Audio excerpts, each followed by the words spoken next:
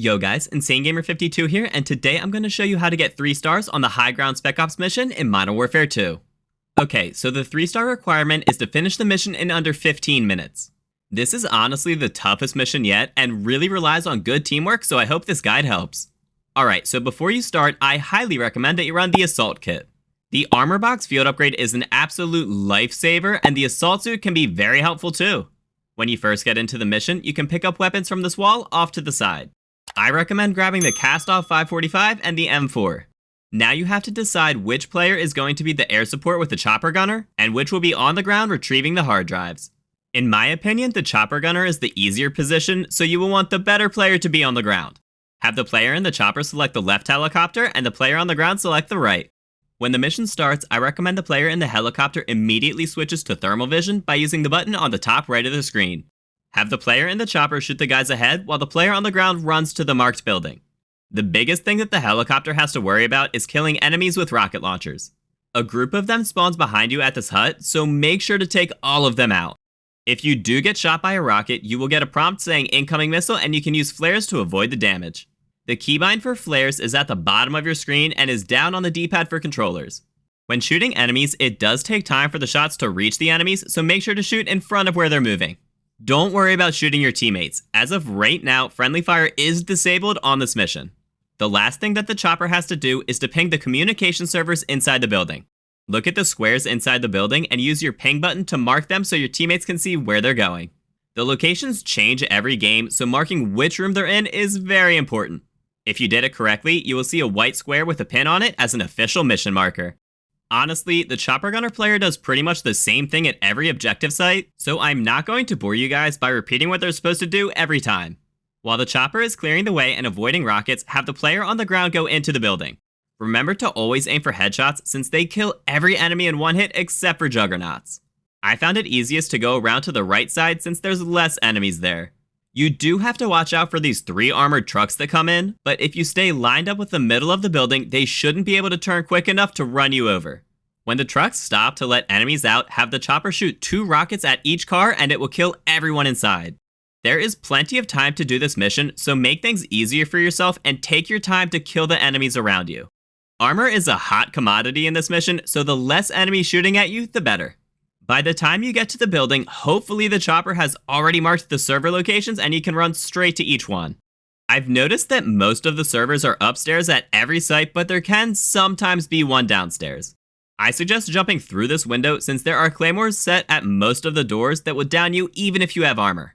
If none of the servers are downstairs, then you can just turn right coming out of this room to go up the stairs.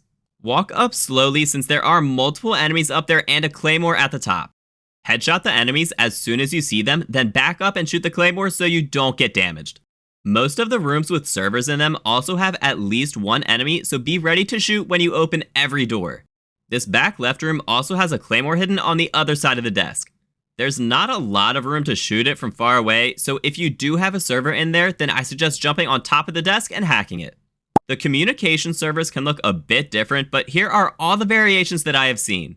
There is always a screen and some racks of equipment, but can also have other boxes included too. You need to shoot multiple pieces of equipment to actually destroy it. Just shooting one server rack or one monitor will break that component, but won't disable the entire set of equipment. After you destroy the first server, quickly move on to the second and third to do the same thing. Make sure to armor up whenever you are below 2 full plates. You can die very quickly in this mission, so armor is absolutely key. You do have one self-revive, but it's best if you don't ever have to use it. When you destroy the third server, it will drop a hard drive that you have to pick up. Once you do that, you're done the easiest third of the mission. Head down the hallway and out this door, but make sure to shoot the claymore on the ground first. When you get outside, jump down to the ground and go back to the side of the building next to the road. You can get ammo, armor, and another self-revive at the shack, which are all extremely helpful. Armor up and make sure to grab another full set of armor before moving on. I've run out of ammo a couple times and am always low on armor, so make sure to take advantage of these stations every time you see them. Moving on to the second objective, it's pretty much just like the first, but with a bit more enemies. On the way there, I like to stay on the right side of the building since I think there's less enemies on that route. When you get to the compound, I suggest that you mantle over these cars and head straight into the courtyard. This is where the stairs are, and like I said, most of the servers are usually upstairs.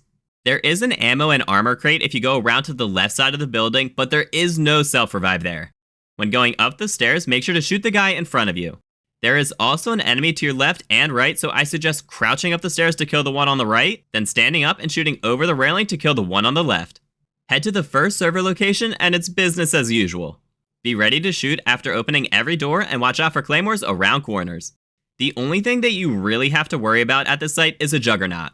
He spawns upstairs in this back right room, which can have a server in it.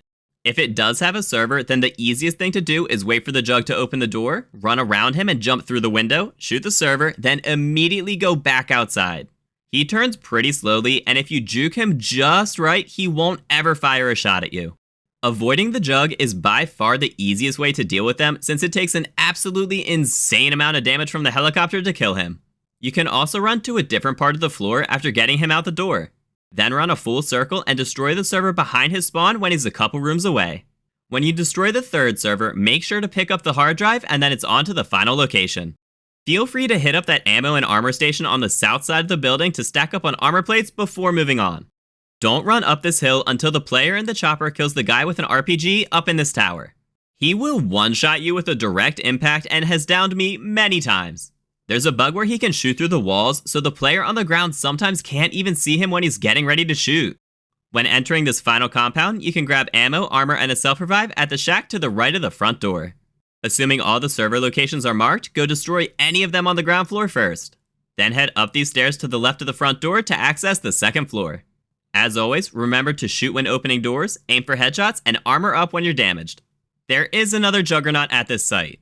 Unfortunately, there's no easy way to juke this one, but you should have plenty of time to finish the mission. So feel free to take him around to a different part of the house if he's guarding one of the servers. When you get the final hard drive, there are two easy ways out of the house. You can jump over the railing of this balcony to the west side of the building or go back downstairs and out the front door. Both are viable options, so just choose whichever one the juggernaut isn't guarding. Feel free to head back to the shack outside the front door to stack up on ammo, armor, and a self-revive one last time before running to the Exfil. You need to head all the way back past the first building to get to the Exfil helicopter. The path that I found easiest was to stick to the right side of the map and stay away from the road. If you move fast enough, there should hardly be any enemies in sight and you should be able to get there without much trouble. If this wasn't supposed to happen and Infinity Ward ends up adding spawns over here, it will likely still be the best route. There is plenty of cover, and whoever is piloting the chopper gunner can easily clear the way in front of the ground assault player. Once you make it to the Exfil helicopter, you're good to go. You will get 3 stars if you completed the mission in under 15 minutes. If you found this guide helpful, let me know by dropping a thumbs up. And feel free to subscribe for more in-depth guides in the future.